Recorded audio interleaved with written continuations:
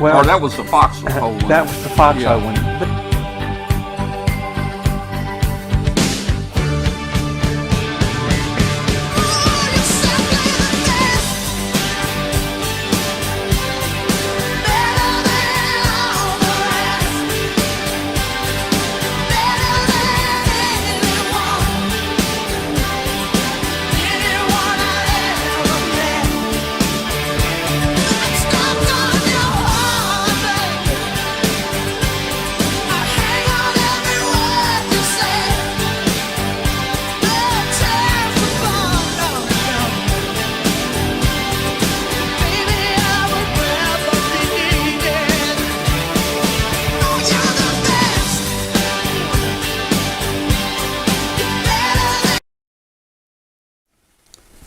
Hello and welcome to Amateur Radio Roundtable. I'm Tom Medlin, W5KUB, and we got nearly the whole gang with us tonight. We're going to have a fun show tonight. If you're listening out there on shortwave on WBCQ on 7490, we welcome you as a shortwave listener. This show is about ham radio, and you're actually hearing it on Thursday. If you'd like to join us live, our live ham show, the video show and chat room is on Tuesday evenings at 8 p.m. Central Time or 0200 UTC on Wednesday. And you can find us on youtube.com/W5KUB. So, hey, we'd love to hear from you out there. If you're listening on shortwave, let us know where you are. Send us a signal report, and we'd just love to hear from you. We didn't have our 40-meter net tonight. I was just busy talking with a lot of different people. For those that have just joined, the weather's been kind of bad down here. It's fine now. And I'm just dealing with a lot of different contractors and different people to try to get a lot of broken stuff fixed here. And I don't know if my son's on here, AC5CM. He's down in Austin. He went like a week without water. He was in the area, was the last to get turned on for water down here. And man, it's been tough all the way from Texas up through here. Hey, we're going to give away another antenna tonight. We're going to give away an LDG antenna tonight. Tonight we'll probably do the long wire, the infed long wire. It's valued at about $130, and it's their kit, and all the parts you need to build the long wire antenna. So we'll do that. Hey, I need everybody right now. Do me a favor. Hit the subscribe button. We are now officially over on a YouTube format. I need you to hit the subscribe button below the video. That helps our rankings on our show to get the word out to more and more people. So just hit that subscribe button and hit the bell. If you hit the bell, it will notify you whenever we come up live. And we do come up live occasionally during the week and just get a get-together. And I'll issue a Zoom link, and anybody who wants to join us, we'll get 15 or 20 or 30 people in here and just talk ham radio. That's not the show, but it's something we kind of do in between shows. Just wonder, is there anybody new tonight, first timers in the chat room? If you're a first timer to the show, let us know in the chat room and tell us how you found the show. We've been trying to get the word out as much as we can, and I'd like to see what is being effective and maybe what is not too effective there. So great. Ari in Indonesia, YD2 DOP is just checked in from Indonesia. Man, look at it. Our signal is really getting out tonight. What do you think about that? All right. Let's see. Was there anything else I need to talk about? No 40-meter net tonight. We'll be back hopefully to normal everything next Tuesday. All right. Well, let's jump around the horn here and see who we got. Looks like Alan's up first. Hey, Alan, how you doing, man? Hey, doing okay. Surviving here in New Jersey. Work's been keeping me quite busy. And we got a little bit of that weather that you had, but not to that extreme. But we had some icing here this week. But it was just more to make things really slippery, but didn't bring anything really down. But just wait for it to get warm and let this and have the snow melt. I haven't seen the grass in the yard for over a month now, so looking forward to getting some of the snow out of here. And so is my dog. So. Well, it's funny, we had 10 inches of snow and ice, and we didn't see any grass. And then it heated up. It went from like 1 degree to 67 degrees, like in 8 hours, and all of our snow's gone, man. It's just gone. No. As a Rich, I got the same amount I've got. I got, probably still a foot on the ground in a lot of places. So, and that was after having close to 3 feet come down over the last couple of weeks. So, okay. Happy to get rid of it. Well, hey, winter is going to be over with soon, and things are going to start getting better, believe me. And I can't complain after seeing what happened to your place. So yeah, well, and mine was light damage. Believe me, that could have been a bigger tree, and it could have done a lot more. And although it did sound like an explosion at 4 o'clock in the morning, I did feel the shock wave. I got a pretty large house here, and I was at the opposite end, and I felt the shock wave from that thing. Well, I remember several years ago here we had some stucco come off of the chimney and hit part of the roof, and it sounded like a truck hit the house. So can't imagine that tree. Yeah. All right. Let's see, who else have we got out there? Let's see. Is Glenn back? Yeah, I'm back. All right. Gee, I can't get up and get a drink without. Well, while you were gone, I assigned you a specific spot here. You're going to talk with Rich there tonight, and y'all going to talk CQ magazine for next month. All right. I think I can handle that. And let me tell you what. Hey, I love the Bazinga shirt. I just have to insist, though. You tell everybody where it came from. Oh, that came from the first night that I was on your show. We did the 3-hour live Arduino presentation and fun, and we had John Amadeo, producer from Last Man Standing, on that night as well. Well, and John's going to be with us in about 2 weeks. Maybe we ought to get our Bazinga shirts out. I'll get mine out, and we'll try to. Well, no, wait, that's the wrong show. That's the wrong show. Anyway, that night was we talked Arduino, and we actually had him on the virtual presence device where he was coming in. His head was a monitor, and we had a dummy there, and actually we were having to use fishing line to move his hands like this. Yeah, but he was the one that said we can use Arduino and we can automate all those movements. So before the show here in a couple weeks, you need to work on it, Glenn. Yeah, right. I'll get right on it. All right, man. All right. So let's see. Let's just say hello to Rich and Mitch here. Rich, how you doing tonight? Doing great. And looking at your pictures before, I'm glad we've only had a lot of snow here and not a lot of ice, because obviously it's the ice that caused a lot of that damage there. So my condolences to your insurance company and your pocketbook for the repairs. I'll probably spend wait for the snow to melt. I'll probably spend a little extra. We need another 20 by 20 parking space out there. So what's a couple more $1,000 for a little bit more concrete, right? Man. So we're just like Alan, just waiting for the snow to melt at this point. We're supposed to warm up this week, and hopefully a fair amount of it will make its way out to the Hudson River. It's coming your way. Almost 70 here today. I went outside, the sun's shining, there's not any snow anywhere, and it was just like summertime, and it's heading your way, man, at a pretty fast pace there. Hey, Mitch, let's jump over to Mitch real quick before we actually get into the show. Mitch, how you doing up there, and where are you, Mitch? Good evening, everyone. I am in Vermont. I'm basically, I drive 40 miles north of here, and I'm speaking French, and I'm in Canada. That's how far north we are. Oh, wow. Or as we like to say, I'm halfway between the equator and the North Pole. Yeah. Which is actually true. And yes, we still have plenty of snow. It actually warmed up to above 32, I think, for the first time since December. But we got plenty of snow on the ground. Great antenna work, though. That's you always have to do your antenna work when it's cold and snowy out. So the weather's going to do what it does here. I don't pay no mind to it. We just get on the radio and make more DX contacts when it's bad out. Yeah.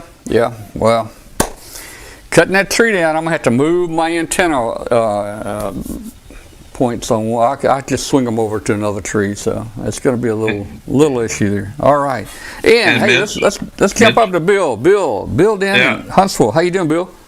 I'm doing fine. I used to live in New Hampshire, and we had one snowstorm that had 3 feet of snow. When I opened my front door, there was an imprint of snow, a door imprint in the snow. It was completely covered. I had to crawl out a window, but up there, they had the roads cleared, and we had to drive down with 20 feet of snow on either side of us, but we could get to the store and get to town and get to work within hours of that storm. So, of course, the drawback is the snowplow, after you hand shovel out your driveway, the snowplow comes by, and now you've got 10 feet of ice chunks.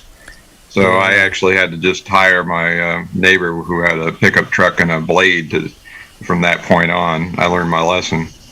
But here in Alabama, it was 12 degrees above zero 2 nights in a row, and snow and ice. We had 2 or 3 inches of snow.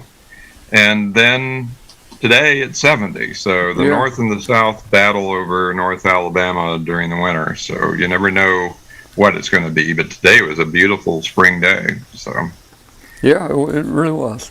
And we don't have we don't have the problem of snowplows here. We have no snowplows. Yeah, when we get a snow, it shuts this city down for a couple of days. 1 inch of snow per day of shutdown. That's right. Man, all right. I think I got everybody on the on our connection there. Just again, hello to everybody out there. All right, so let's jump into our. Normally, Katie does this and talks with Rich for us. She usually handles this segment pretty good, but Glenn has been kind of, I don't know, man, taking it too easy on the show the last month or two. So I'm putting Glenn in charge of this segment, and let's see if he does it as good as Katie does it with Rich. So Glenn, why don't you introduce Rich, and let's get this thing going here. Well, I don't have a red wig, so that's not going to work out all that well. But first of all, I do have to say, Rich, I want to thank you and Anthony, don't know how to pronounce his last name, Luscre, Luscre, for the little shout out you gave me in the December CQ about the webinar that I did there with ARRL. That was kind of nice. Yeah, and they're making me earn my pay, right? Yeah, I'm going to get a doubling of pay for doing this. Anyway, Rich, tell us what's in this coming CQ now that I've caught up on all my reading. Well, before I get to the March issue of the magazine, couple things. While we still have winter propagation before we get into equinoctial propagation, this weekend is the single sideband weekend of the CQ Worldwide 160 meter contest.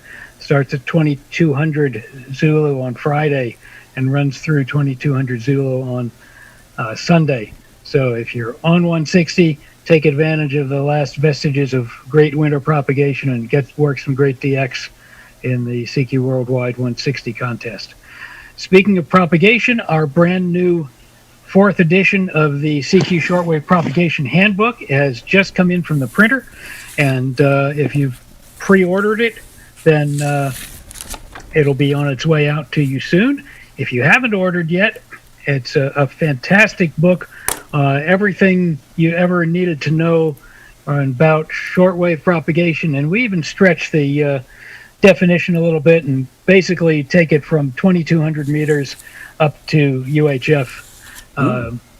But it's a complete update of our previous edition of the handbook, which was very good, but now a little long in the tooth. I think it's about 25 years since we produced the 3rd edition. So there's a lot to add. There's a lot of new science, a lot of new software, and still great explanations of how everything works and how your signal gets from point A to point B. So that's available now on the CQ website at www.cq-amateur-radio.com. So moving on to the March issue. This is an interesting issue. Every once in a while we get an issue that kind of writes itself and tells me what needs to be in it. And this was one of those. So whatever I had planned for it to begin with just went out the window because, they get this article comes in and then it's related to this article. And, oh, look, it's related to this article. And it all put itself together very nicely, but I can't take any credit for it. It's a big month for ODUS on the airs. Our cover is a couple of young hams, a brother and sister near Atlanta, who are on the air in December for the Yoda Month special event station, Youngsters on the Air. And they were operating special event station K80. And I believe there was K8Y, K80, K8T, and I can't speak. That's why I do print. And K8A. Then we move into SOTA, Summits on the Air, Adventures in New Mexico. And that's a great story by N2GJ on two of his friends who are very, very active in Summits on the Air activations and their adventures in the mountains of New Mexico. Bill Mankiewicz, W4FSV, who some of you may know being connected with Breadboard Radio, has a great piece called When QRP Just Won't Do. And it's not what you think. It's not going QRO or high power. It's going down to QRPP or less than a watt and all the stuff, the fun stuff that he's been able to do with less than a watt. We've got the results of the 2020 CQ Worldwide RIDI DX contest. And our CQ Classic for this month was the announcement and results of the first CQ Worldwide RIDI DX contest. That was 34 years ago. 10 times as many logs were submitted last year as they were in the first one. So it's a great increase in activity level. We've got, with the paucity of in-person hamfests, the QSO Today people have put together last summer their virtual ham expo, and they're going to be doing another edition of it in March. And we've got an update from one of their people, Brad Grob, on new features and activities and a lot more interactive video, but a complete update there on how that's going to go. And we're looking forward to being there as well. W4YBV has a great piece about special event stations, but in a slightly different perspective than you might be used to. He's talking about how to make working special event station special and making your own special event out of working special event stations. It's a very cool piece. And then N7TJB has an article on creating custom digital dashboards for your Ham Shack computer. And this takes me back like 25 years to the early days of multi-screen computers when you were building, could have a dashboard of different things going on at the same time. And those all seem to have gone by the wayside. And he's found a web browser that can bring them all back and have that experience again of multiple things happening on your screen at one time. Interesting article. Among our columns for our shortwave listeners out there, you may be interested to know, by the way, we have every month our listening post column covers the world of shortwave listening. So if you're out there listening on shortwave and you're looking for a way to keep up on what's happening, you should definitely look into subscribing to CQ and reading our listening post column every month. And for example, this month we have the first ever report from North America of being able to hear Radio Congo. Always impossible to get in North America until now. And a whole lot of other stuff, interesting news, loggings, etc. Joe Eisenberg, K0NEB, in his kit building column, looks at the wood chip CW transmitter kit from Breadboard Radio, speaking of Bill Mankiewicz. Our microcontrollers editor, Anthony Luscre, K8ZT, that's how you pronounce it, by the way. Thank you. Does a column this month on online tunable software-defined receivers to let you listen to your signal and how you're being received in different parts of the world. You can tune it in, or you can do a whole lot of other things with them as well. Gordo, WB6NOA, has a look at a book that will help you hand program your handhelds. This is a very difficult thing to do nowadays without software. And there's a book, The Handheld Radio Field Guide by Andrew Cornwall, which Gordo takes a look at, which provides really great information on how to hand program your handheld. In the Ham Notebook, Wayne Yoshida, KH6WZ, takes a look back at 20 years of ham radio aboard the International Space Station. And Wayne has a unique perspective because he was working for the ARRL's PR department back in 1983 when Owen Gary at W5LFL took ham radio into space for the first time, and he was down in Houston as part of the public relations team to help explain ham radio and ham radio in space to the general public. So he definitely has a unique perspective there. Our digital editor, Don Rotolo, WN2IRZ, introduces us to HamWAN, a high-speed wide area network in Seattle, and what you can do on there and its expansion beyond the Seattle area. VHF Plus, we are introducing our new VHF Plus editor, Trent Fleming, and for DTF. His first column will be in April, but we introduce him in here, and we begin our coverage of a new 2-meter beacon that's going up on St. Helena Island in the South Atlantic. There are ducts and things. Probably the best known VHF and UHF transoceanic duct is between California and Hawaii. It comes up every summer. And it's widely thought that there are similar ducts across the Atlantic, but nobody's ever really been able to grab them and take advantage of them. So ZW7, where's his call here? ZW7GWM, Gary Mercury in St. Helena Island, which is basically out in the middle of the South Atlantic, has put up a 2-meter beacon, and our March issue covers the beginnings of it. April, we get him on the air, and now everybody just got to listen and see, because there could be openings to the north as well. So it's worth listening, especially if you're down in the southeastern U.S. or out in the islands.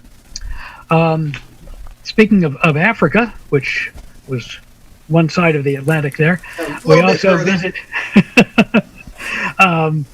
with ET3AA, the club station in the Addis Ababa Institute of Technology in Ethiopia. We've reported on visits to there before, and this is an update on the station and what's happening there in our DX column.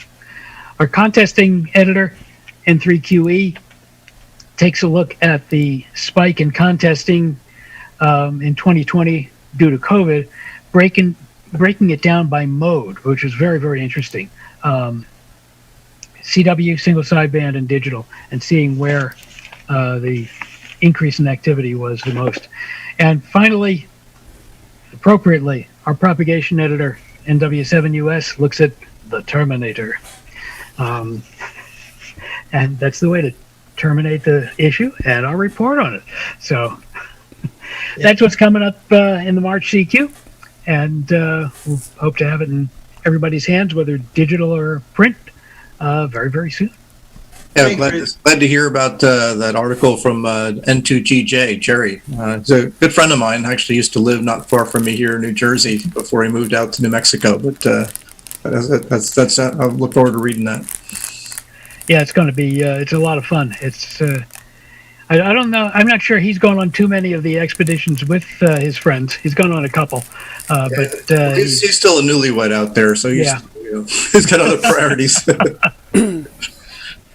think it's kind of cool that RTTY is still that popular for contesting. Definitely is. Well, let me just see how many entries we had in the contest this year. It's a lot. Here we go. Let's see if I have if the number pops up close in here, 3,655 logs submitted. Wow. And our contest is Bordeaux ready only. It's not no FT8, no JT65 or anything like that. It's just Bordeaux ready. Over 3,600 logs. Coming up in April, we've got the results of the CQ Worldwide Sideband Contest. Over 9,000 logs submitted for that one. Wow. I've noticed one thing, that is during a lot of these RTTY contests, the guys like to get those high power RTTY stations on the whisper frequency. We need to do something about that. Because, hey, on whisper, we're doing 10 milliwatts against, these big guns. Well, it's hard to space everybody out when you have a lot of people packed into a very small space. So. Yeah, I mean, the bands are normally almost dead when it comes to RTTY. Maybe the ARRL bulletin's about it. And then a RTTY contest comes up, and it is just wall-to-wall RTTY signals. It's cool. Well, and you know what? It's much better than it used to be. Back when I got into it in the 60s, 70s, we got a lot of grease on our hands, and they're just really dirty, and That's with right. ink. And now you don't have that kind of stuff. maintaining your Model 19 anymore. That's right. Now it's on a nice computer screen, and gee, right. man. Why do we have can you computers imagine a poor Model 15 or 19 at the end of a contest with all of those contacts? That thing is beaten out over the course of a weekend. That and punch tape. Yeah, so, of course, every seismograph within 100 miles has been rocking all weekend. But yeah, that, and we've got a HamWAN node here in Memphis, so that HamWAN article is going to be fun too. Oh, that's good. I don't know if he has that in there or not, but I'm so deep into April now that I forget the details before we put into March. Yeah, but look how easy. This month made it fun. Like you say, it wrote itself. Mm-hmm. And you don't have that happen very often, so you sit back and enjoy it. That's right. Just watch all the pages go together all by themselves. Yeah, that's the fun part. So, and of course, if you are not currently a subscriber, we encourage you to join us and become part of the family. And you can purchase a subscription, either print for the U.S. or digital anywhere around the world, on our website at www.cq-amateur with an EU radio.com.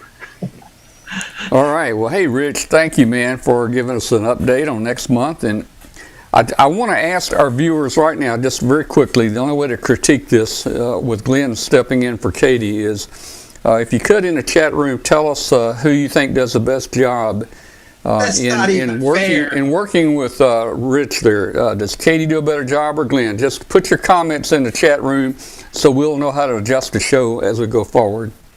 Yeah, get me fired. Bring it on. Well, you got to give Glenn extra points for doing this without notice and without being able to prepare for it. So he gets extra credit for that. And he was even selected when he was out of the room and didn't know it, right? Yeah. All right, man. All right, well, thanks so much. I don't see Mark Brown in here. Mark has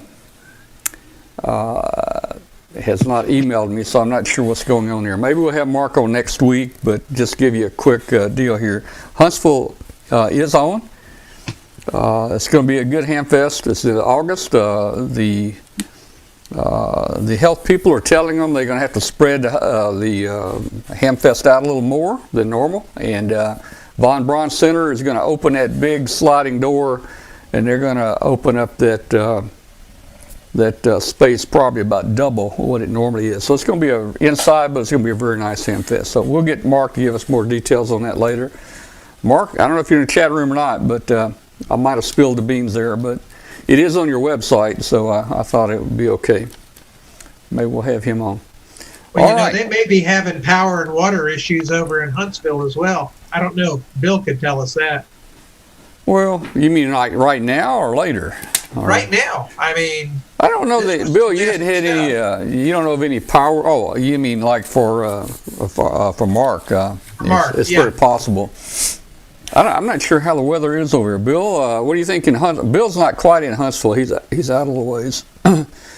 Yeah, I'm in the deep south. I'm 20 miles south of Huntsville. No, we had, it was kind of interesting. We only had a trace of snow 30 miles south of Huntsville, but Huntsville had upwards of 6 inches of snow during that snow and ice event.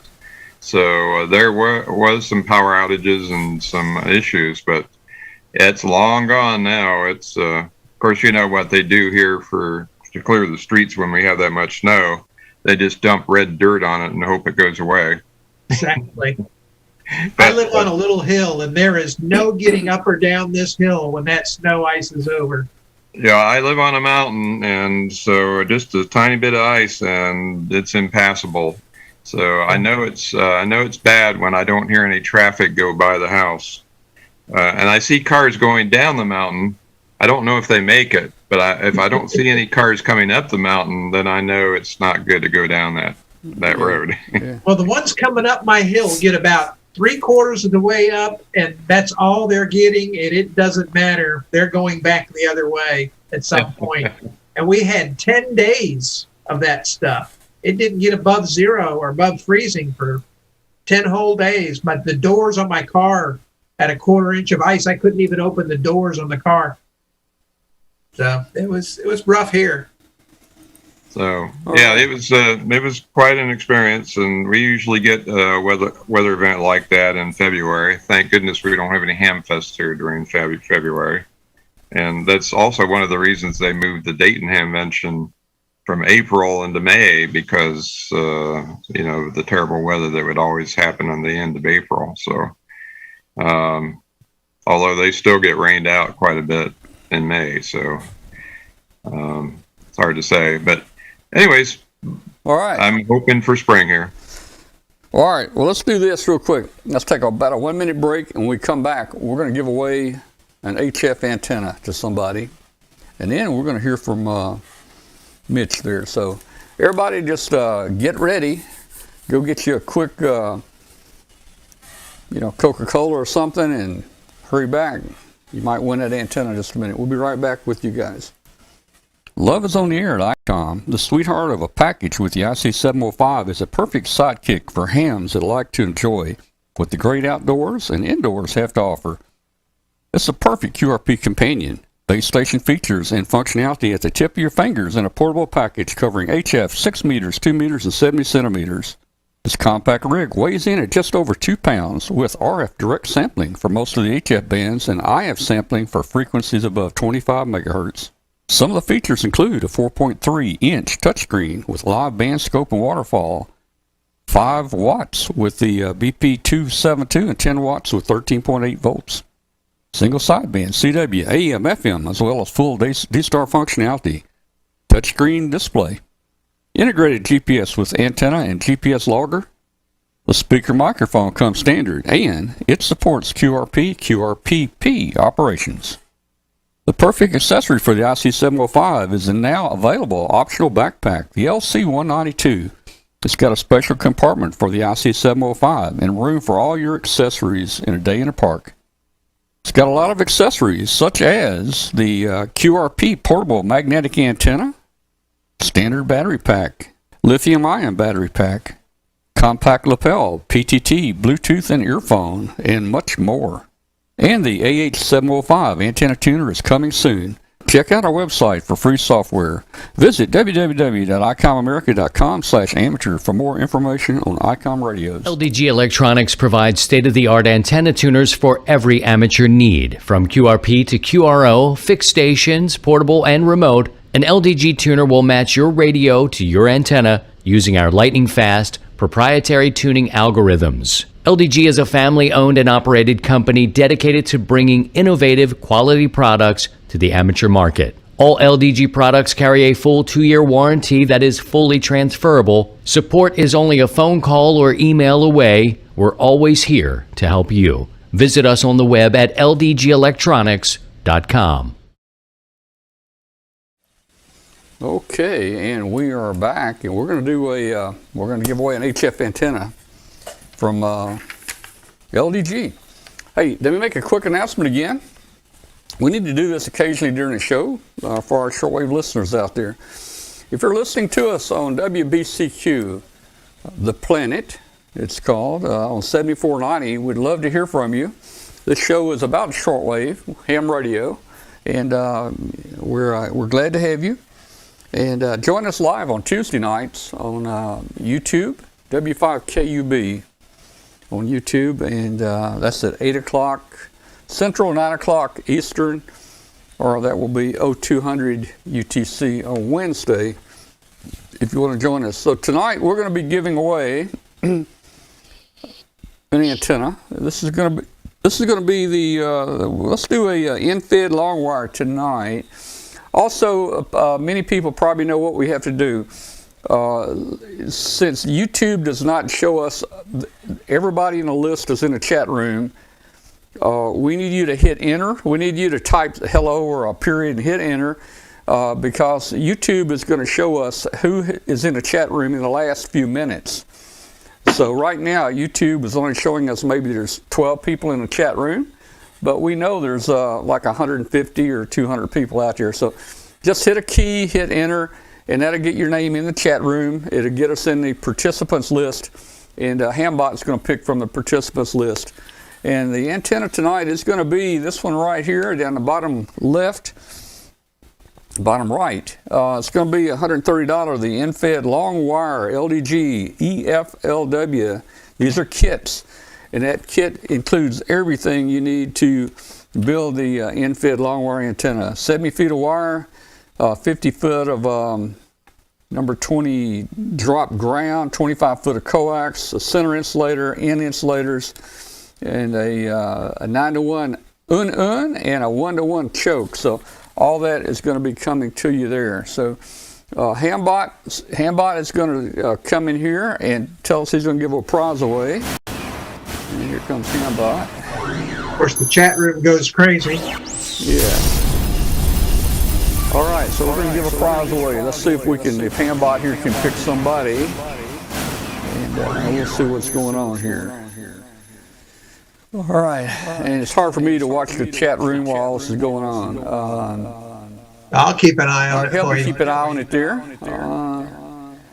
We're giving away the in-fed long wire kit. This is a kit antenna, and you have to have a U.S. address. Let me just stipulate that. That it becomes very expensive to send some of these things out of the country. So now, if you've got a U.S. address or you've got a way to get it there, as long as we can ship it to a U.S. address, we're okay with that. All right. How's Hambot doing? Our Hambot's up. Okay.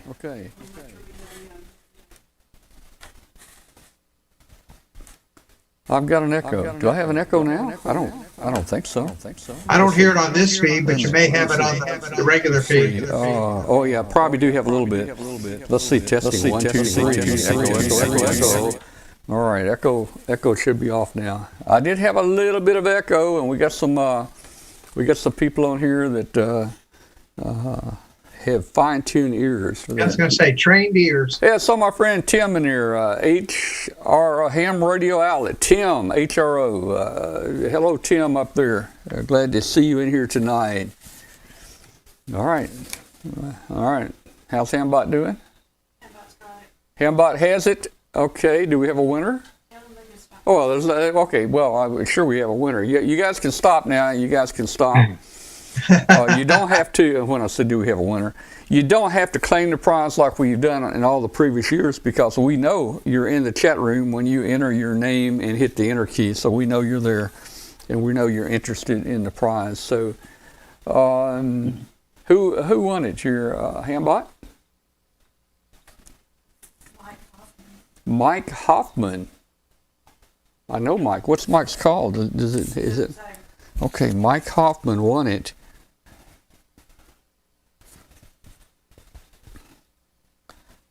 I know Mike. Congratulations, Mike. Yeah, you're the winner for the in-fed. That'd probably be a good little antenna for you to have there. These are all kits that LDG had out there, and we're giving away one every week. And we we thank LDG, Dwayne Kincaid at LDG, for supplying us with the antennas. All right.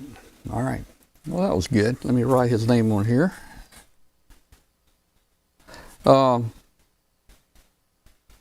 Mike, while you're doing that, Tom, Bill, didn't you have something for Rich? Oh, yeah. Yeah, I wanted to mention about your QRP article. Years ago, I was working K7IRK in Texas, and he was operating on 10 meters during the peak of the sunspot cycle, when you could basically go outside and shout real loud and you can be heard in Texas. Anyways, the band was that hot. So he had a clock oscillator, just those little square tin clock oscillators on 28.322 megahertz, which is a standard frequency, and you could get those for $1 a piece.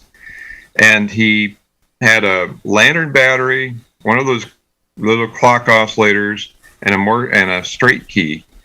And he hooked that up to an antenna, and he worked all states on that single lantern battery using that 20 milliwatt clock oscillator. Wow. And it took him better part of a year, but he was able to still have life on the battery, and he worked all states on 10 meters. And so, and I'm working right now on potentially launching a 10 meter whisper balloon within the next week or so. So that ought to be, the band isn't quite there yet, but when it opens, it is wide open, and it does open occasionally. I've had it on the air now for about a week, and one day it was being heard in Hawaii, Alaska, and Costa Rica, and all over the place. So just on 20 milliwatts on 10 meter bands. So I'm gonna play with that, because the nice thing about that is that the technician class licensees can operate whisper mode on 10 meters. So that's why I'm experimenting with this, to allow the people with technician class licenses to be able to experience the fun of whisper. Very cool. That's a great idea. And your friend's success there is a testament to the not only the power of QRP, but the power of the sunspot cycle. Mm-hmm. Yeah, for sure. He actually set the QRP record of 2.16 billion miles per watt. He attenuated it down to 72 picowatts and made the contact between myself and Peterborough, New Hampshire, and he was in Texas, about 1,500 miles away. That was nice. 1990, right around 1991, I think we did that. Mm-hmm. And I thought I did well with 30,000 miles per watt. But you know, I'll never forget my first QRP contact when that old HW7 rig came out all those years ago. My friend had one, and he let me use it for a day, and he darn near had to throw me out of the house because I was having so much fun with it. Really is amazing what you can do with QRP, even at the bottom of the sunspot cycle. Yeah. Top is even better, of course, but band like 30 meters isn't really affected by the cycle that much, and you can do incredible things with QRP on 30 meters. Well, it's all the way up from here for a little while anyway. And 15 meters has been opening up quite a bit every day, and once again, very low power there. I've been transmitting on 15 meter whisper and getting worldwide coverage on just 20 milliwatts. So it's just incredible. When you get up near the top of the maximum usable frequency, you know, it doesn't take much power. Mm-hmm. So I'm just hoping that this next sunspot cycle starts kicking in so that we can get the fun of 10 meters going again. And I've been a longtime member of the 1010 Club. Yeah. And to join it, you basically have to work 10 other people, and we have a number that is assigned to us. And Mine is 2280, which tells you how long ago I joined the 1010 Club, because I think they're up over 100,000 members now. But I was 2,280. Lord, I cannot. No, I was 30,000 something. I think 30884, and I've been a member of that since the 1970s. So I joined in I think it's 1969 or 70 when I joined it. Yep, I'm 23103. Yeah, I'm the newcomer in the group here. Yeah. Well, if you want a low number, we'll have to get on 10 meters and have a little sked there. Can you get a low number? Oh, Not you mean to anymore. work a low number? Yeah. Yeah, if you want to work a low number. Yeah. Yeah, that was back in the day. My dad is WB8MSJ, and he's 4716. I got him in a few months after I did. But it's they have a newsletter and a website, and they have contests, and just to keep the 10-meter band stirred up, even when you think it's dead, it might surprise you during the day, and particularly during the summer months when we get short skip. It really can open up during the summer, just like 6 meters can. Yeah, and see, I got in it back in the day when you'd have the converted 11-meter rigs for sideband, and so you'd have those in the car, and that was a lot of fun. Yeah, we did that, and we also had those commercial radios on 6-meter FM, the CMU 16, and the one that used the dynamotor, and you kick those things on, and your headlights would dim, and there'd be this big whirring sound. But we talked all over the place on 6-meter FM during the peak of the when the summertime skip conditions were in.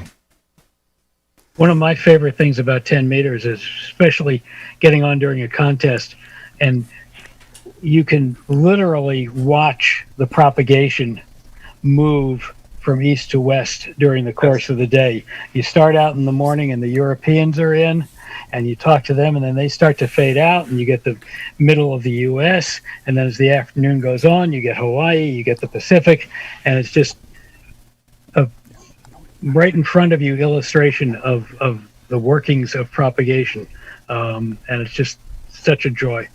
Yeah, and you can experience that on whisper mode by monitoring the whispernet.org website if you have a little transmitter going, and you can watch. You can set it up to display the last 3 hours, the last 6 hours of your contacts on a map, and you can see that exact phenomena you just described there, Rich, by looking at the map on Whisper. So it's really quite phenomenal. I just love 10 meters, and I can't wait to see it starting to come back again.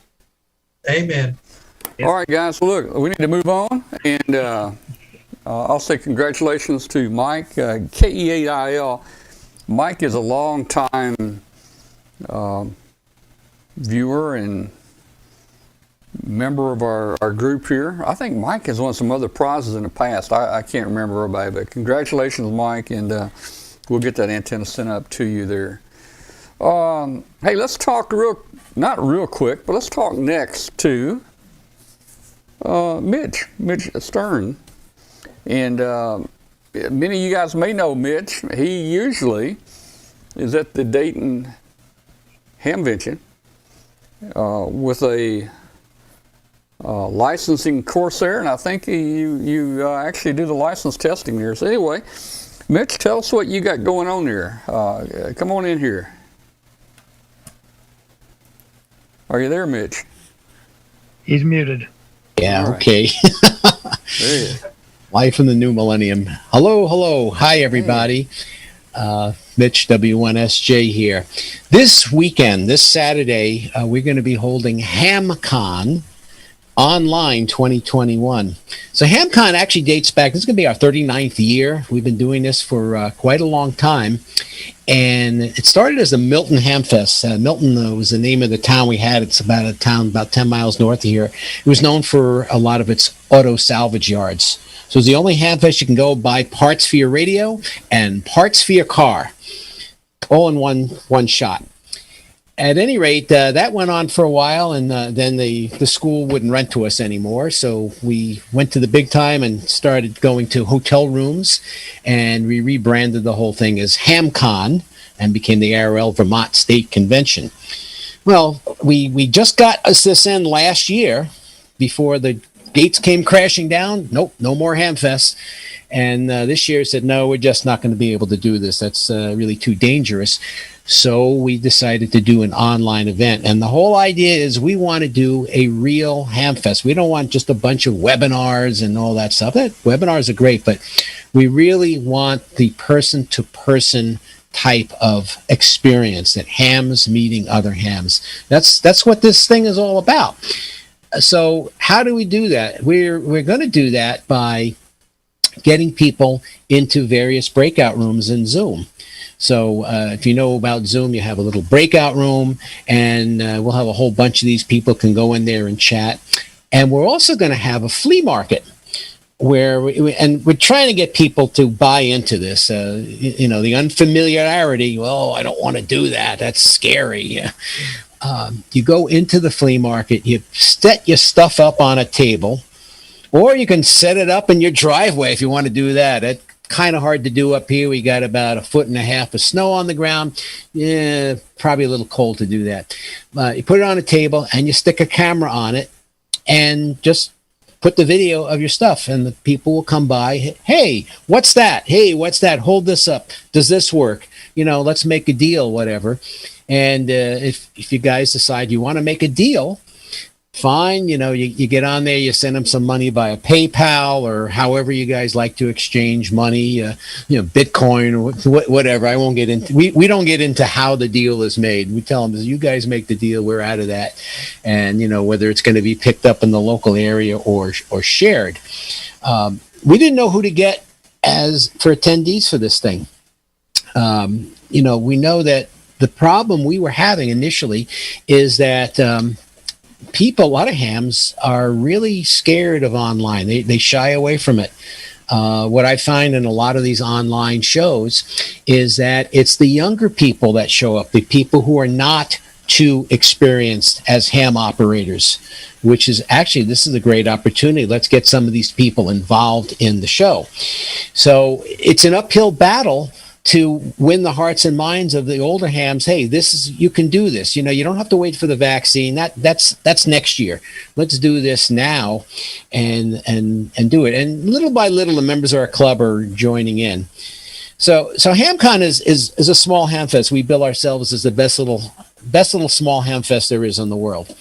So we're small. You're not going to see lots of advertising or vendors or any of that stuff. We just a bunch of guys getting together, having a good time.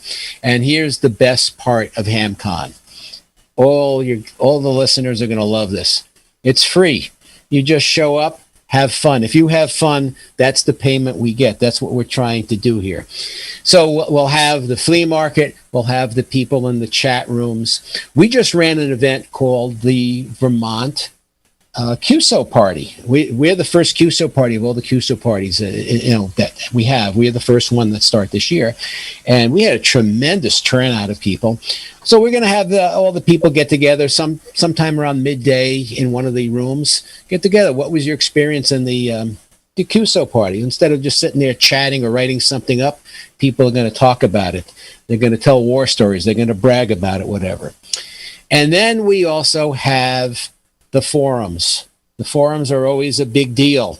And, a lot of the forums, it was interesting listening to Rich and what's at CQ this month. A lot of those people you mentioned are going to be our speakers.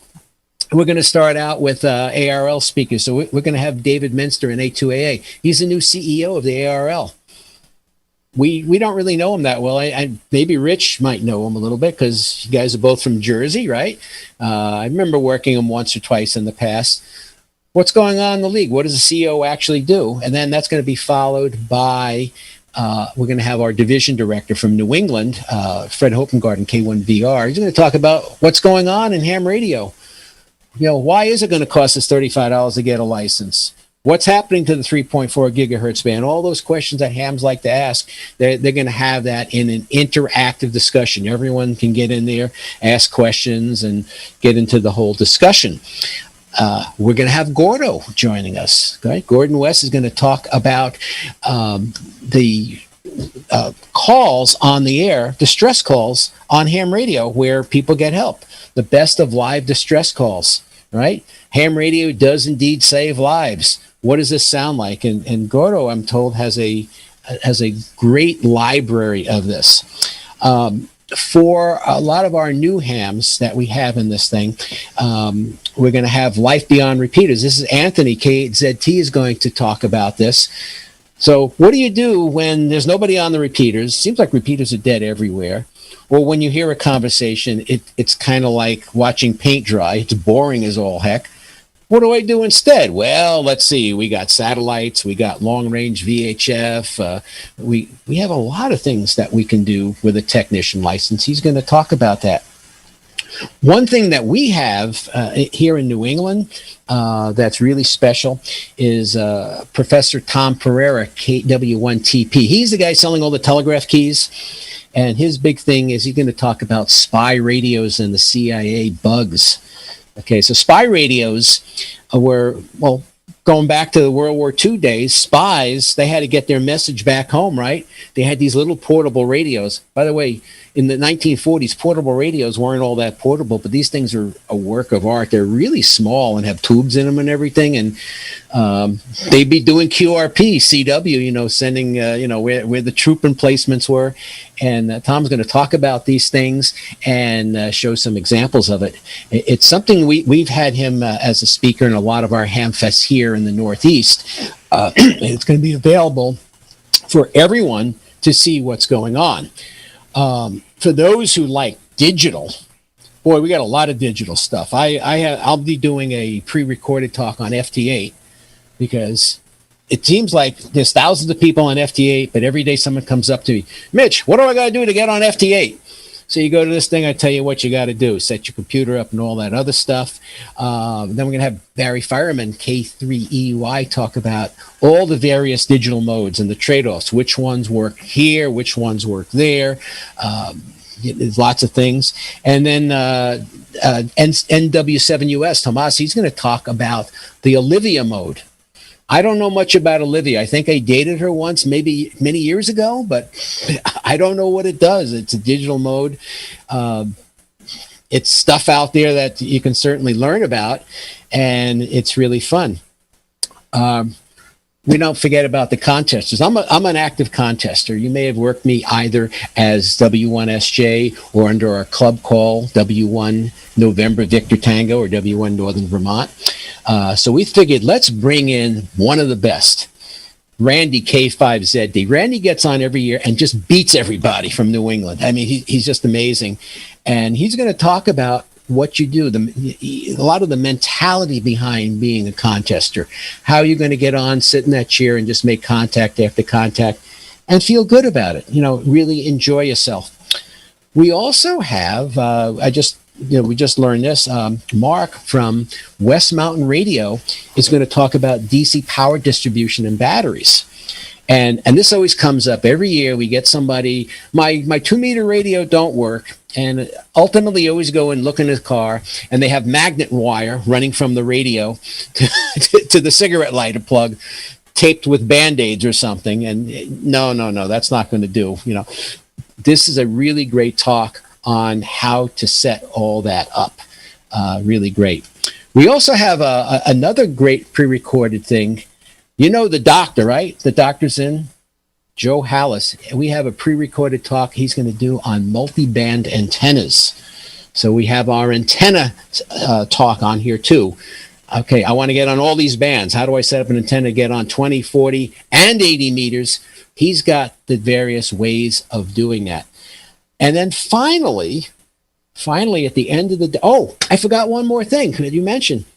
Joe, K0NEB, is going to talk about kit building techniques.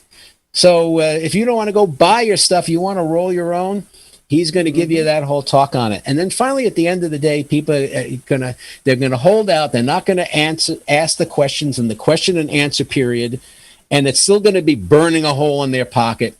At the end of the day, we're going to have Ask the Experts. We have a panel that we're going to put together, and you ask the experts your question. Hey, how does this work? How does that work? Tell me about this. Tell me about that. Now, the caveat is we don't guarantee that the answer is going to be necessarily work, and we don't guarantee that your radio is not going to go poof in a cloud of smoke. That may be the fun part of it. I don't know, but at least it's there for people to do it. So if I just show you how the website works, if I can do that, let's see here. Do that, and we do that. So it's a very simple site. This isn't a really slick professional operation, okay? I'm not a programmer. I'm a hacker. So you go over here, and that's how you register. It's telling your name and your call sign and your email address. We have door prizes. If we have you on the list, we can call you door prize. All our door prizes are gift certificates that we can email you, because we don't want to do a pack and ship thing. If you go over here to Forums and Demonstration Portal, there's your whole list of forums, and this will be populated with all the links to where these things are. Essentially, we have two Zoom rooms. One Zoom room here on the right has most of the forums, and the other Zoom room here on the left has the flea market. So we talk about your Zoom settings to get the breakout rooms to working. And we have lists of vendors, and here's some of their stuff that's listed. So if you go into the Zoom, it'll say what Zoom room they're in, and you'll actually see a video of this stuff for sale. In fact, one of the guys said they already sold something already to take them off the list. We'd like to get more vendors. We don't have that many. I'm still trying to convince people, yeah, you want to do this, you want to do that, So that's what the website looks like. Go there, check it out.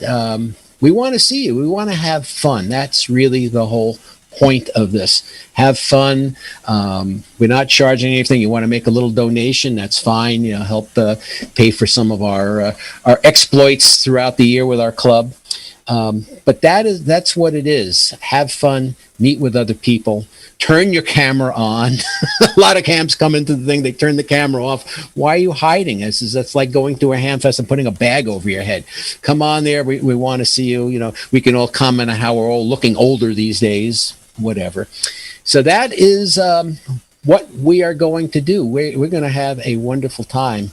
I can't guarantee it, but I'm pretty sure that's going to happen. Well, I'm going to have a wonderful time, and I'm sure everyone else is. And I tell you, this will be an event where you don't have to wear your mask. Right, no mask, and you don't have to travel. One of the big problems, you guys are talking about bad weather. We have bad weather here in Vermont every day. Mm-hmm. Okay, it's normal for us. It snows here every other day. And so, we don't necessarily get 15 feet of snow. Sometimes we do, but not necessarily. But it's always snowing, and so the roads are always slick. And we're pretty far away. I mean, the nearest city to where we are in Burlington, Vermont, is Montreal. That's in another country. Yeah. Boston's 4 hours away. We're pretty far up here. So it's hard for people even in Vermont to get here. You just click on a link and you're there. And here's one other thing. This is one of the secrets about Hamcon. We have the best food at any hamfest or convention. Mm-hmm. Just make sure you order it the night before and have it delivered during the event. Right.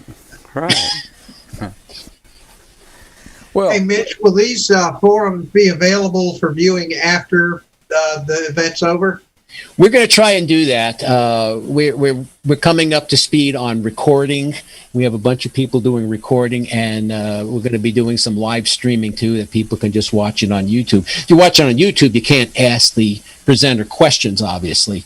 So these are full meetings where you can engage with the forum speaker. Unlike, you just listen to them and at the end you can type in your questions. You can actually say the question. And that's what I miss, because I've been to other webinars where you type the question and it may be a multiple part question, but you get the first part answered, then the rest of it gets left out. And it says, nah, I don't want to do that. I want to actually have the one-on-one experience. Yeah, I miss that. Mm-hmm. We're going to try and do that. And it's really getting the people to engage. this is going to be out of people's comfort zone. And believe me, putting this together, we built this from nothing. We don't have a team of crack programmers doing this for us. This is like, well, let's try this, let's try that. I mean, this is amateur radio hamfest for amateurs. Okay, we're keeping the amateur and amateur radio here with this thing. I think it's going to work great, though. Sounds like you got half the CQ staff coming on there. You got 4 of our columnists. You got Joe, Thomas, Anthony, Gordo, and Randy is a longtime member of the CQ Worldwide DX Committee, former director of the CQ Worldwide DX contest. So a lot of good CQ representation there as well. And so thank you to all of them and to you for inviting them.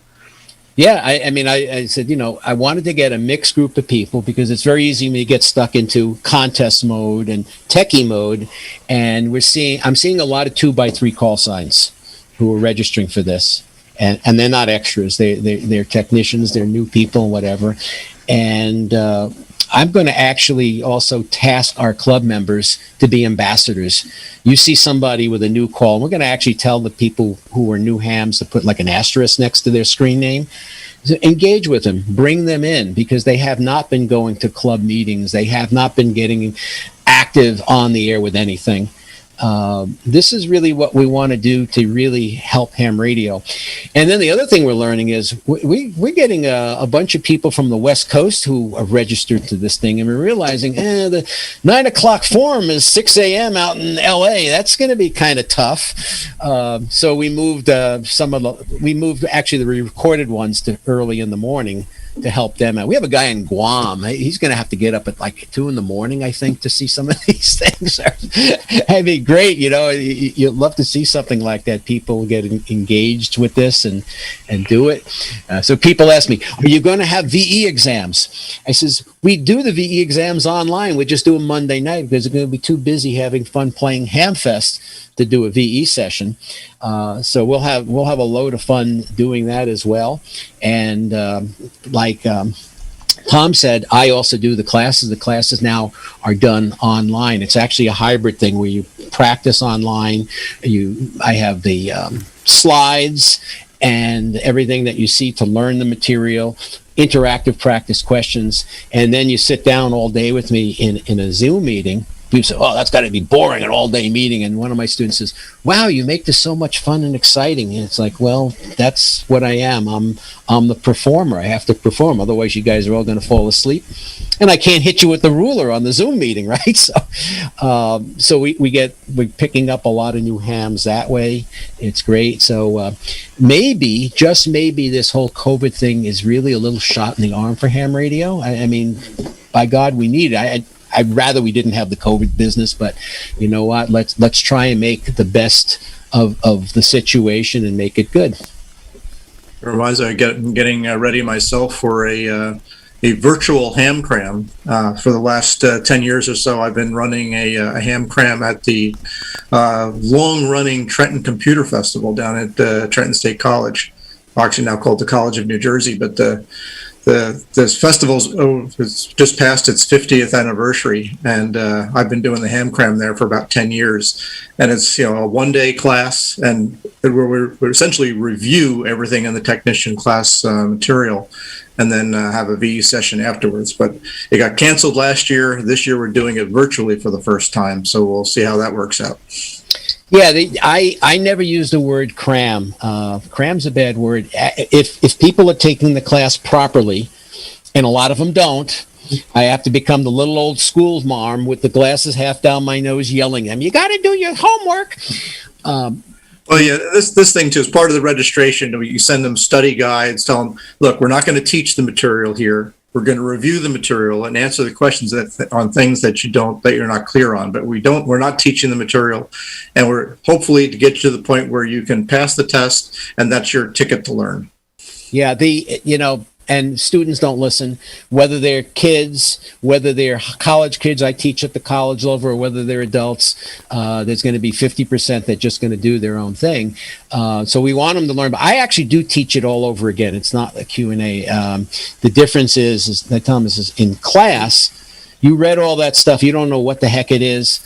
I'm the translator. I'm going to actually make this make sense to you now. You've learned how to answer questions. Now this is what it really means. And from that standpoint, it works really well. So, yeah, people do that. They show up in the class the ones I did at Dayton. I did a one-day general class, right? And they show up without even opening the book. I says, this is going to be a long day for you. I says, your head will spin round and round, but that's what you signed up for because you didn't listen to it. But yeah, you have to do the preparation, even for the tech, to do that. And the beauty is now, I used to give the test right at the end of class, and it was kind of like, ready or not, here's the test. And most of the people actually did very well. Now I tell them, well, I do the tests every Monday night. So you tell me when you want to sign up for a session, but you better make darn well sure you're going to pass and pass readily because we're going to spend 20 minutes testing you. Failure is not an option. I says, we will get really cross with you if you come in there and get half of them wrong. We sometimes get that. Not too often, though. Yes. So we tell them how to prep so that they're ready. They're getting 90s on these tests. Yeah, we've had pretty good luck. I typically point folks to the KB6NU No Nonsense Study Guides. I like them. They present some pretty good material in a nice way, and just enough to wet your whistle, get you familiar with the terminology that you can go off and learn later on.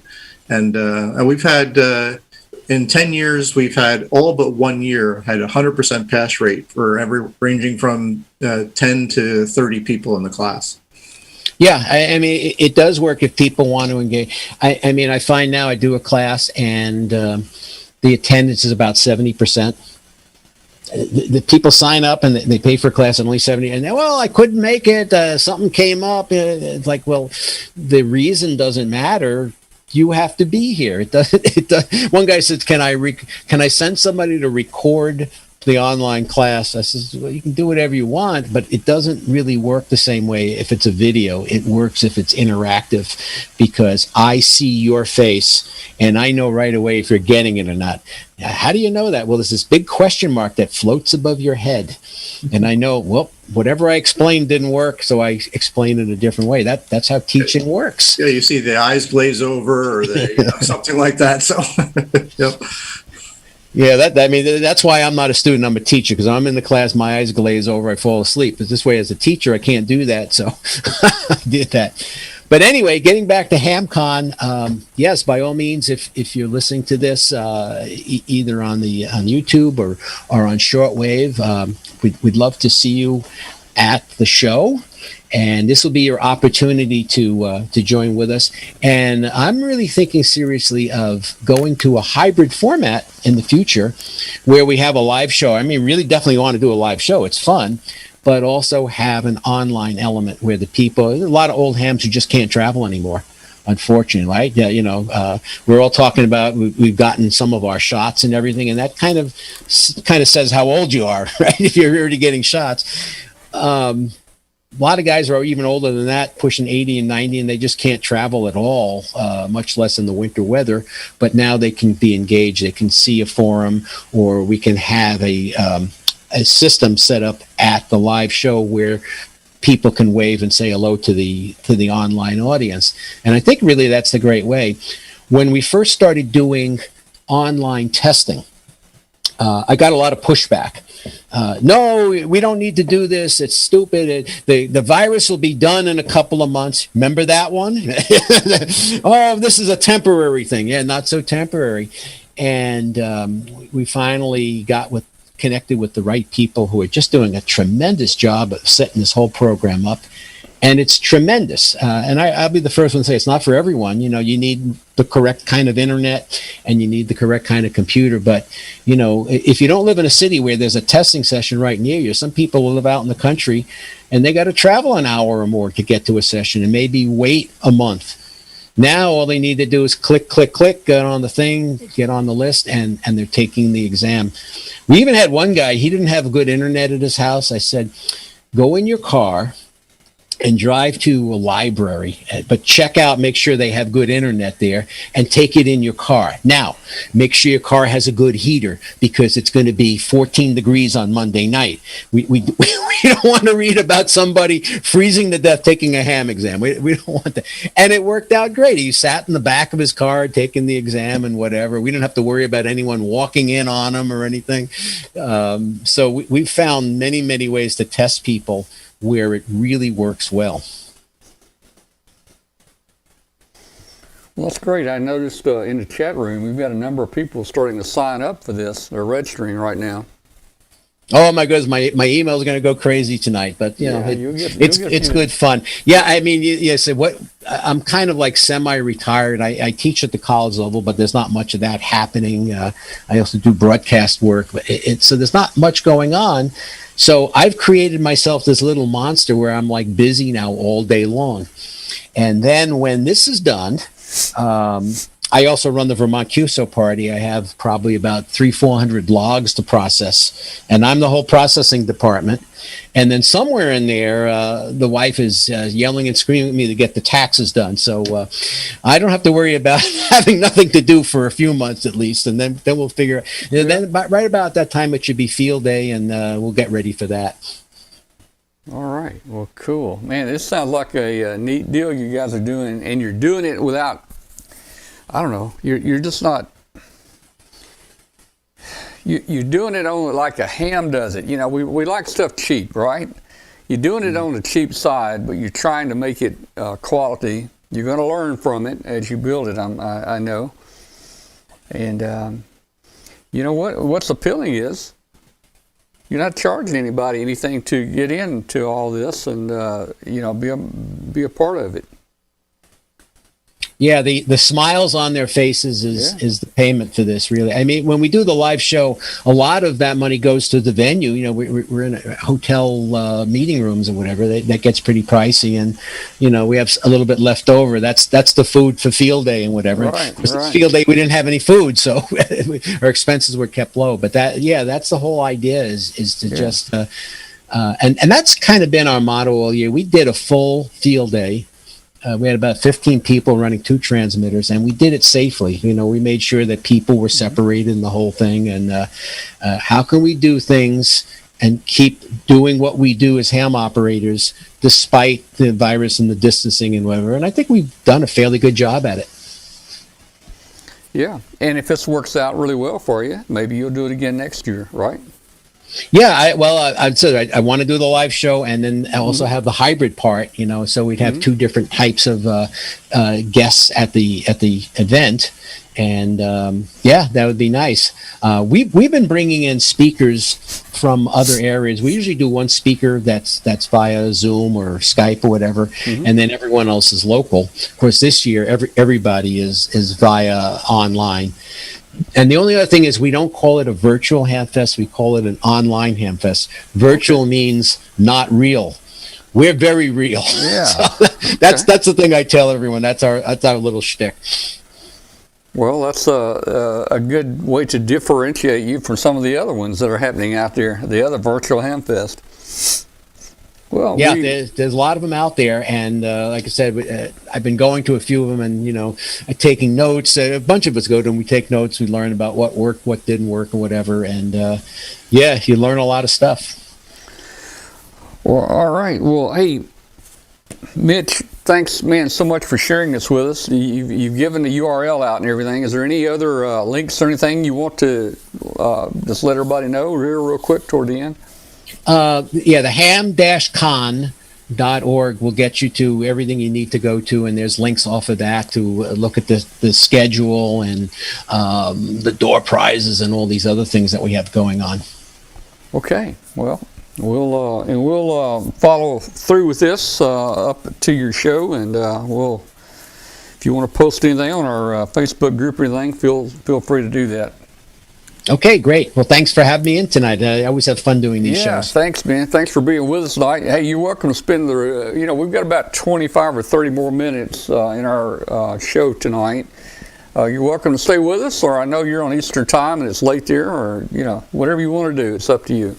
Yeah, no problem. I mean, this is still early for me, so Okay. I'm all set. Well, very good. Okay, well, hey, thanks, Mitch Stern, W1SJ. Thank you so much for being with us, and we will see you later, Mitch.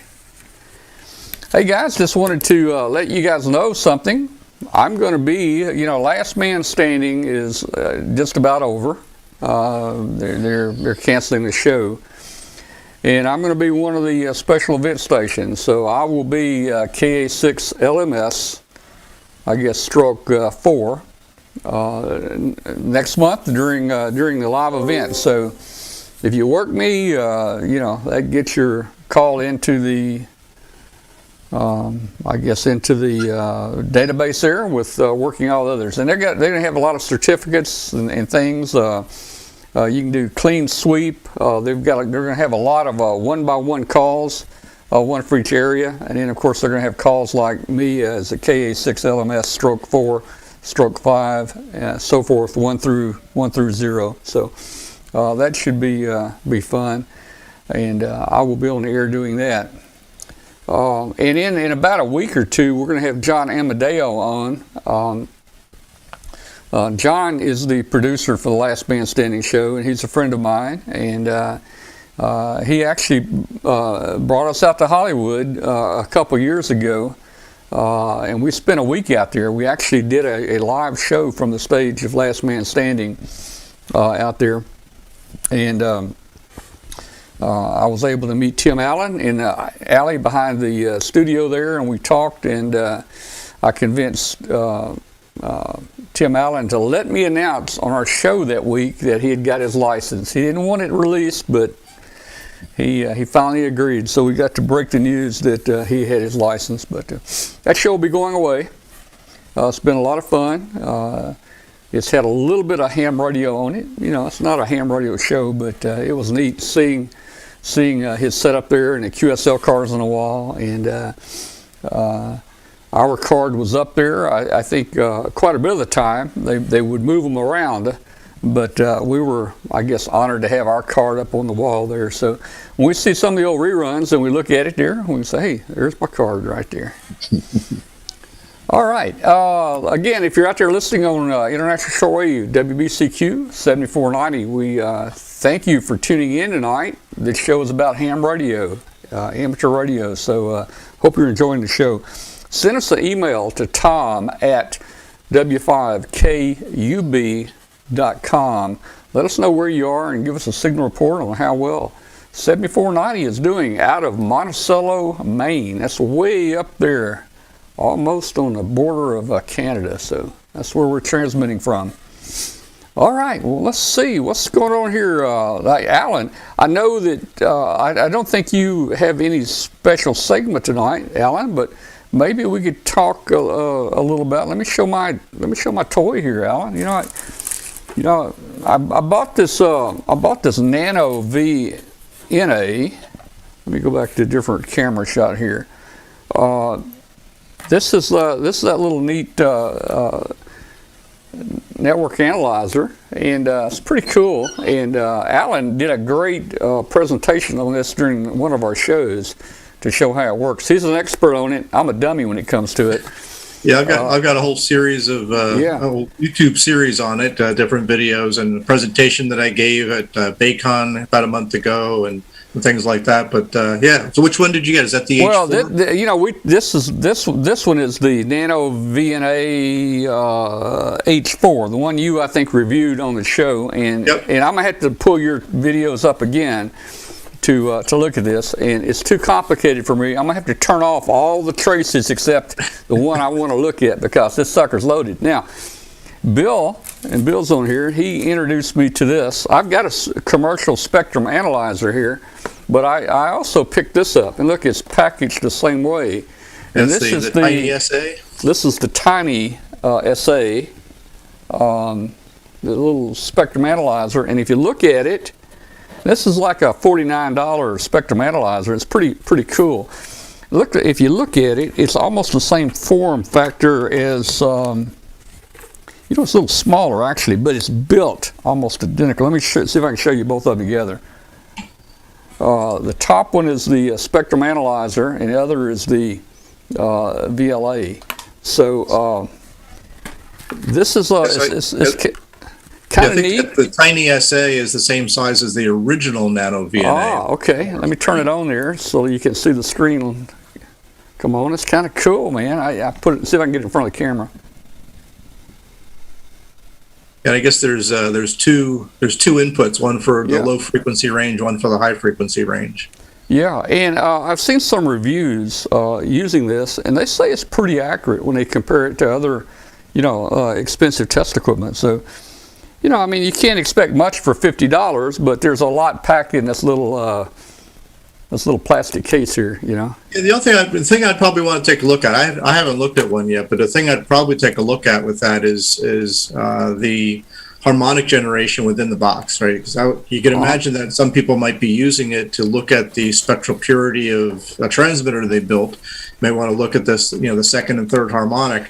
They want to be sure that that isn't being generated by the spectrum analyzer instead of the equipment that you're trying to test. But that's the biggest thing that I'd be concerned about and taking a look at. But there are some reviews on it specifically talking about that, but I don't remember exactly what they said, but I just got this in the mail today, so I'm gonna have to read up on it and see. Well, the nice thing about it is it does have a feature where you can show the harmonic measure the harmonics, and it'll tell you exactly how far down they are, all on one display. That's a really nice feature. They say the power levels are accurate within half a dB, and I know my transmitter puts out 20 milliwatts on a HP spectrum analyzer at work, and I compared it on this Tiny SA, and it was showing exactly 13 dBm. So and it's a signal generator also. If you need a signal generator, it will generate a signal for you. And for this about I think I paid $59 for it, somewhere in that range. And and for a very small spectrum analyzer that has a lot of features of a big machine that's expensive and heavy, you put this one in your pocket, and it's been great. I've been using it a lot on my transmitters, looking at different filters and seeing how it affects things, and it really has a lot of nice features. It's got a lot of the features that my HP spectrum analyzer has. So I mean, for a little tiny device like that, it's pretty impressive.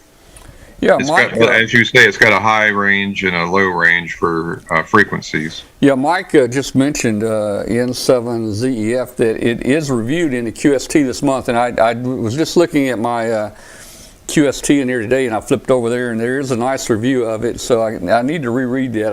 I went through it pretty quick. Where to buy it? I just went to Charlie. Charlie is down in Uruguay. He wants to know where to buy one. Charlie, send me money. No, I'm kidding, Charlie. I just went to Amazon and just picked one. Everybody's selling it. You can buy it everywhere. I did buy it through Amazon, but it took a long time to get here, Bill, and it did come from China. And I got mine. Said it was a U.S. distributor. It was $10 more, and I got it within 3 days. Well, so if you want it in a hurry and don't mind spending an extra $10, find the one that says it's U.S. Has a U.S. distributor of them. Yeah, and I thought that I was getting when I went through Amazon, and I was looking for a U.S. distributor because I like getting things much quicker. But this ended up taking about 3 to 4 weeks, I think, before I got it. Yeah, a little disappointed in that. But hey, so we need to get Alan. Alan, you need to order you one. Yeah, I was just taking a look because where I got my NanoVNA was through R&L Electronics. I just went to their site. Yeah. It looks like they're out of stock right now of the Tiny SA. Okay. Mark Pupo says he bought his at R&L for $49. Yeah, they're out of stock right now, but he only buys typically about 10 at a time, and then when he sells out, he buys 10 more, so we got to wait for him to restock. Yeah. I can't remember whether I got mine on Amazon or eBay, but I do know I looked for one that had a U.S. distributor, and it was right about it was, normally $49, but I had to pay $59 to get it. Well, I went through Amazon, but obviously I was not paying attention, and somehow it came by slow boat. Yeah. There is some software that supposedly you can display on your big screen laptop, but it didn't seem to be very. It seemed to be in the beta software stage, so I haven't done a lot with that yet. Yeah, I'm anxious to do that, and I think just a USB cable will plug right in a laptop or your computer and see I haven't done much with that, but I'm going to try to see if I can get a display on my laptop. But it has a lot of neat features for measurement, and you can adjust your frequency range. You can actually set the deviation on your FM transmitter with it. It's got that much resolution that you can do a Bessel null function where you can actually see the null. What's the narrowest resolution bandwidth? I think it's 3 kilohertz is the narrowest RBW. I believe that's what it is. I don't remember off the top of my head, but it was enough that I could see that I could adjust an FM transmitter. Yeah. Not narrow enough to look at get an accurate view of an audio spectrum, or a single sideband spectrum with a 3 kilohertz filter. But that's certainly narrow enough to be able to do a Bessel null, like you said. Mm-hmm. Yeah. Okay, let's see. Well, hey guys, hey, the next 30 minutes, guys, just jump in if you got any specific thing you want to mention or talk about. I was going to mention tonight, Bill, we got our film to make our balloon, and Fluffy has been really nice. Fluffy has sent me almost 100 yards of the film, and I think she wants us to see if we can make one fly. So she has sent us a lot of film. This is actually the white film here, Bill, and you were talking about white's probably the best color to fly. That might be enough to send you up. No, on the white, I only have enough white. I'm going to be able to. I've got about 20. I've got about 20 feet, linear feet of the white. So what we're going to do, we're going to take that. We're going to fold it in half. It's 44 inches wide. An SBS balloon is 36 wide, and this will be 44 wide. So we gained some width there. And an SBS is it's 7.5 feet tall. We're gonna fold a 20-foot piece back, or near 20 foot, and just heat seal down both sides. That'll give us about a 9.5 or 10 foot balloon. So we're gonna get a lot more cubic capacity there. This is 2 pieces that I heated together. It's very thin. It's 1 mil. And Bill, it looked very fragile when I took it out of the box. But the more I look at this stuff is actually pretty strong. This film right here. Yeah, it is. But I just put 2 pieces together, and of course it'll only heat seal on the inside there. But I ran the iron down the side here, and we've sealed it, and I can't really pull it apart. That stuff it's sealed really well there. So we're going to make a balloon out of this stuff, and our experimental balloon, per Bill you're suggesting, will be white. That's going to reflect every color, so it'll be less heating for us. And this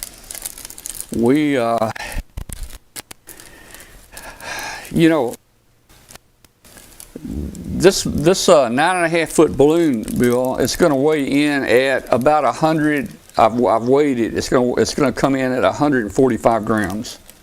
That'd be pretty good. The SBS 13s are about 109 grams. Yeah, they're 109. It's 7.5 tall. This is going to be about 9 tall. So we're not going to be quite as good, but that's still good. From what I've seen over the years, if you get above 13,000 meters in altitude, your chances greatly increase about going around the world. If you get up around 44 to 45,000 feet, it can stay up a very long time, and if you get much above 45,000 feet, you could stay up for a year. So that's you don't really need to get up to 55,000. Just get up to about 47,000. I think would be a great. Well, I took the float spreadsheet, that you sent me, and I played with the numbers.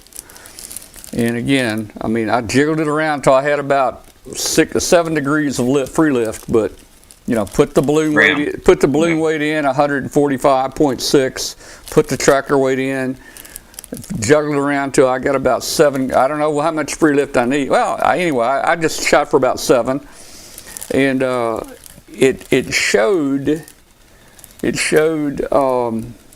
the 9-foot one 49,500. Now, it probably won't do that because lately it seems the balloons have been floating lower than what the float calculator has said. But Bill, it depends on the local atmospheric pressure. It can vary a couple thousand feet as you go through highs and lows. There's a project that the local University of Alabama Huntsville students, their Space Hardware Club is sent up. They're going to send up 5 Whisper balloons around the world, and they've sent up 3 now. One of them ended up in Georgia.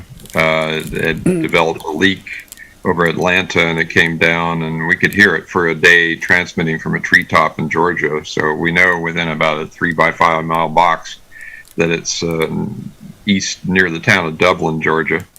But the other one has been around the world twice and is well on its way on its 3rd lap. It was over the Ukraine last night and should be over that region a little to the southeast of that this morning. And their second one they just launched a couple of days ago during a beautiful weather on Saturday. So they launched on Saturday, and it's over northwest Africa now, and so it's kind of stuck in the doldrums there.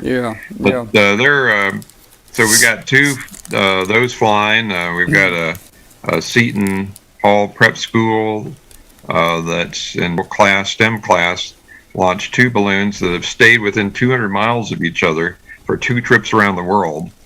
And now they're about 500 miles apart. They were last heard over in China a couple of days ago on their 3rd lap. So really, this is a great STEM program, and the students are really getting into it. But that looks pretty sturdy. I think that's going to work. What kind of iron? I'm worried. Sealing iron? I'm worried. Yeah, I did that with iron. That's about a 1-inch seal. I'm thinking, well, maybe a 1/2 inch would be good. But my worry is it's going to leak just because it's homemade.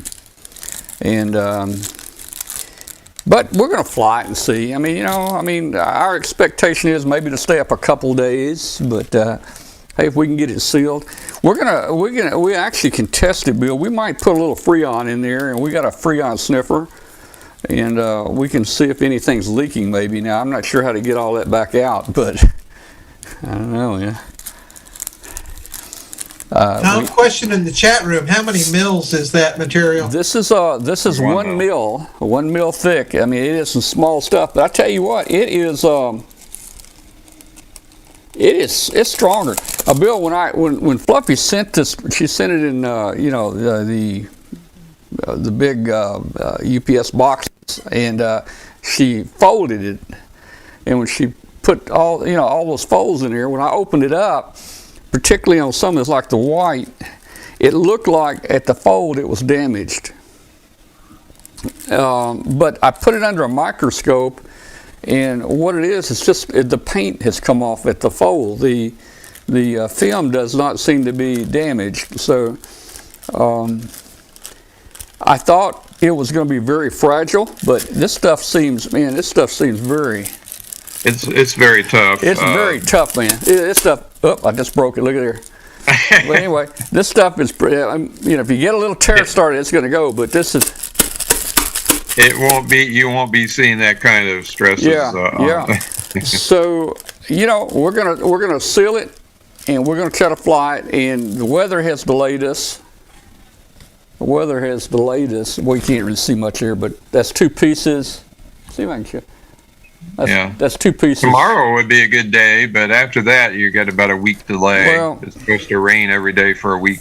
Yeah, we're going to get a week of rain, and let me tell you, our launch site would be very muddy. There would be water out there, so we have worn boots out there before, but I'd rather just take our time. And no, it's still mushy after all the snow. Yeah.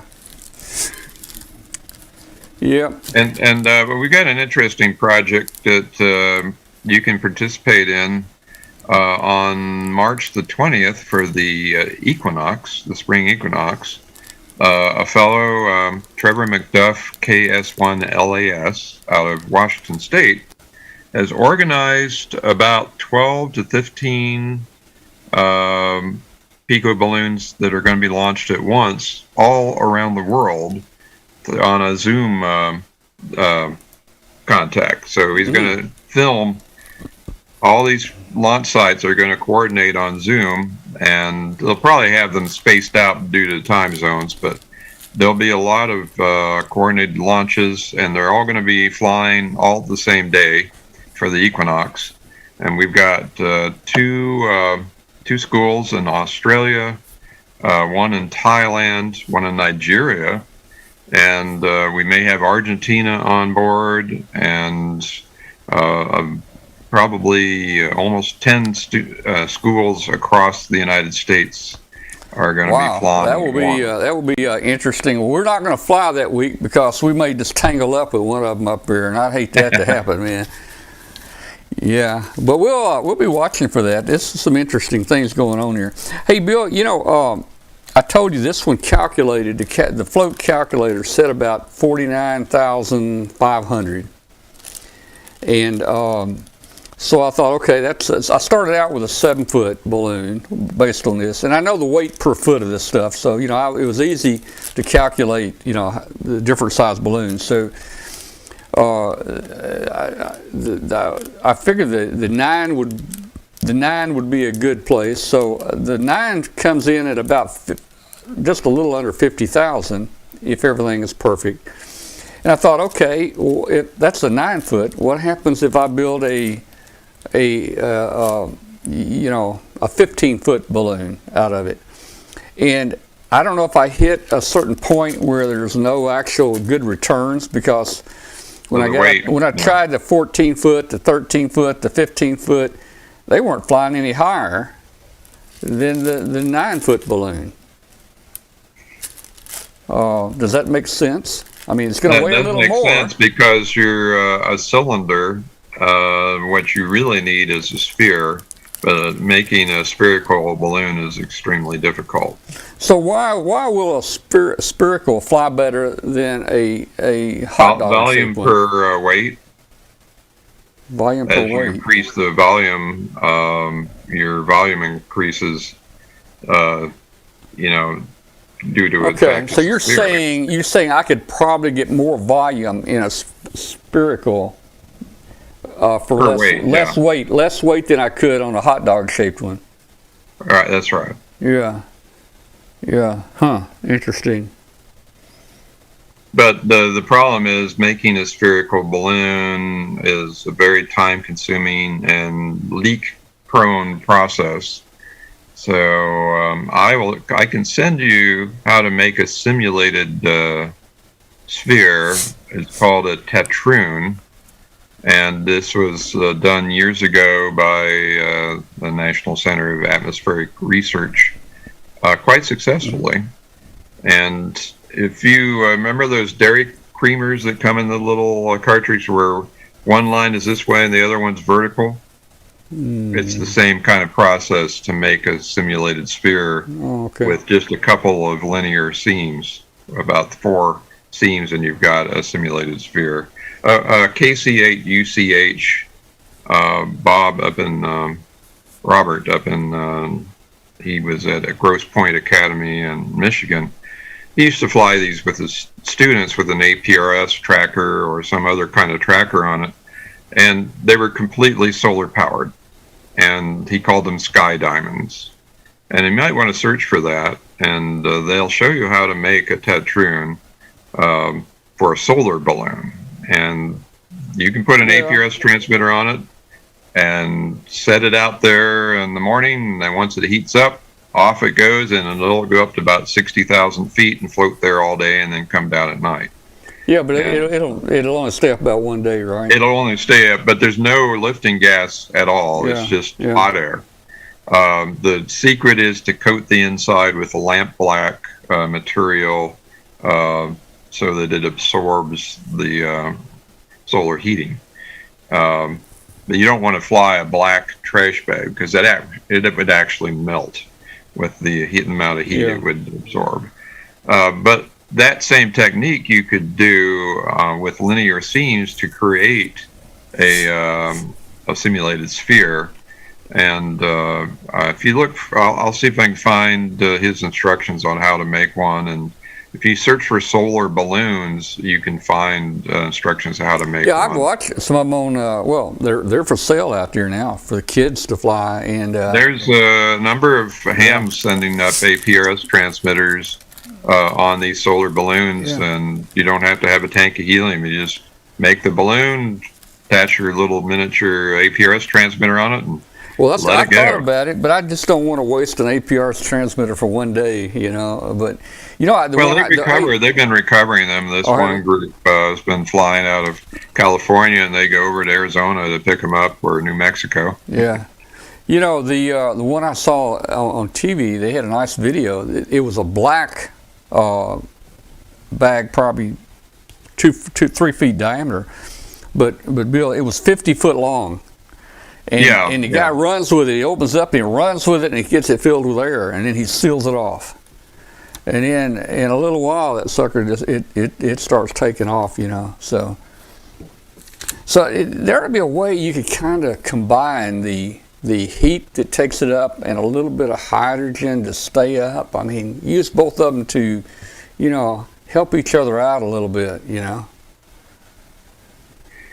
You know, use the heat to take me up to use the heat to take me up to 60,000, and then as it starts coming down in the night, use the hydrogen just to kind of keep it a little bit in the air until the next day. Of course, hey, if that thing hit the ground the next day, it would take back off again, wouldn't it? I've had that happen. We had one just recently. It was a round the world balloon launch from Argentina, and it hit a storm in the outback of Australia. And that particular region, there were very few trees. It was just basically cow pasture. And we could see it on whisper mode right down to the point where it hit the ground. And it started transmitting from the ground. We knew within a 2 by 3 mile area where it was. And the very next day, it was in the air again. Yeah, well, I guess if it didn't tangle in a tree, you're okay. It didn't hit a tree or get tangled up in sagebrush. It was just flat open country. Oh, man. Well, that's some interesting possibilities maybe for another flight. Maybe a solar balloon with no gas in it. That might be interesting. Well, you could launch it from there, and I could send it to Huntsville, and then I could recover it for you. Yeah. Well, we'd need to make it APRS. So we'd have the coordinates, I assume. You know, with the postal rates going up, that might be an economical way of sending mail. Yeah, I could send you a letter down that way if I knew it was going that way, right? Yeah. All right, well, so our next project, and we got delayed because of this bad weather, our next project is we're going to get another balloon launch, but we're going to build our balloon this time. You know, we've tried a whole bunch of SBSs, and we've flown 36 clear, we've flown a little silver ones, and we're going to try to make one this time. I don't have a lot of confidence in it, I don't know, but sometimes some of the things you don't have a lot of confidence in turn out really well. So we'll just try to be careful in building it and let her rip. By the way, we can't say that, let her rip, right? That's the wrong terms for a balloon. Let her go, Yeah, but you're going to have to hurry up and get it up there because you're starting to come into the months that begin with an R. No, wait, the months with R are the best months. Oh, The months that don't have an R in them are the doldrums. Oh, Yeah, okay. yeah. Then you still got about 2 months to go. Yeah, That's right. yeah. And you can still go around the world in the summer. It can take a month, but right now you can get around the world in about 9 or 10 days. Yeah, that last one we launched went around in 9 days, man. That was the fastest I've ever seen. The UAH, they call it the ASH project, atmosphere. I have to figure out what that means, but they have a nice little website, and they have a countdown clock that shows each flight, and they have daily update charts, and they've been around the world twice in 21 days. Mm-hmm. Mm-hmm. So, well, we want to do something different. We want a spectacular flight. We want to do something different, man. I don't know what we're going to do. I'm still going to build. I'm still going to. Hey, now that I've got that spectrum analyzer over there, but now that I got this new little spectrum, this little SA, I'm going to build a 100 milliwatt transmitter. We're going to put that on a balloon. now, Tom, don't make sure you put a little barrel attenuator in that Yeah. spectrum analyzer. Yeah, I got some 20 dB attenuators. I That'd be ordered good. some. Yeah. Now, the nice feature it has an audio attenuator in it function, but you still have to limit the input power to get the best reading. I think this one, the scale on it's 30 dBm. Right, but you still need an external Yeah. attenuator because there's a maximum input power that it will tolerate. Okay. All right. Well, we got about 2 minutes until we sign off on shortwave. We want to thank everyone for listening on WBCQ International Shortwave Station on 7490 kilohertz.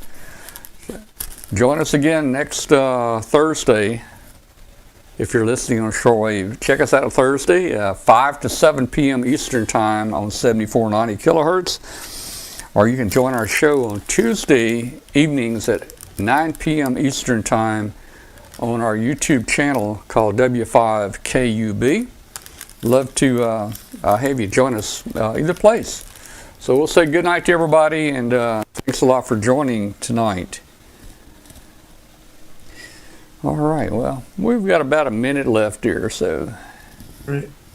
anyway, so I think I'm going to jump out. I've been sitting in front of the computer here since about 7 o'clock Eastern this morning. So it's work. So I think I'm going to check out. I got to go walk the dog before I fall asleep. So yeah, all right, man. Well, hey, thanks for being with us tonight, Alan. See ya. And we'll see you next week, man. Thank you so much. Good night. take care. Hey, Glenn, I got a question for you before we close. Sure. Are those real cats or are they Arduino projects? What, the two that are running around? Uh-huh. No, they are real cats. They're about 3/4 sized bobcats. And there's not a big enough battery to power them. I just wondered if that would be a good Arduino project to make a simulated cat and see if they see what they did. You know, that could be kind of interesting because they've got all the robotic motion and speed and jumping and stuff now, so they got all the agility down. So that could be kind of interesting. It'd be interesting to see how your cats interact with a simulated cat. They'd probably beat the snot out of it. All right. We're going to go ahead and shut the show down. See you guys next week in the chat room. Thanks a lot for joining with us. Hey, if you haven't done it, hit the subscribe button. We need you to hit that subscribe button. It helps us out a whole lot, guys, in our ratings. So hit the subscribe button, and then you can go. See ya. Mark Pupo, see you later, man. Ray, hey Ray, K5UZZ. Hey Ray, down here in Louisiana or Mississippi, I think. Man, Ray found us on one of the 40-meter nets months ago, and he's been with us ever since. Hey, there's my pirate buddy, Russ Bickle, KG0BK. See you, Russ, 73. And WWW is in there. Oh man, what a call. Well, if they do away with WWW, I wonder if he's going to have to change his call letters. That's going to be work on some CW though. Yeah, it might be. And hey, our buddy Mike here, Mike Hoffman. He's been with us for years, and Mike has won some prizes. KE8IL. Oh, let's see. Oh man, Don 73, Don, Mike 73. All right. Well, okay. Good night, everybody. We'll see you next week, and we enjoyed it. 73 to everybody.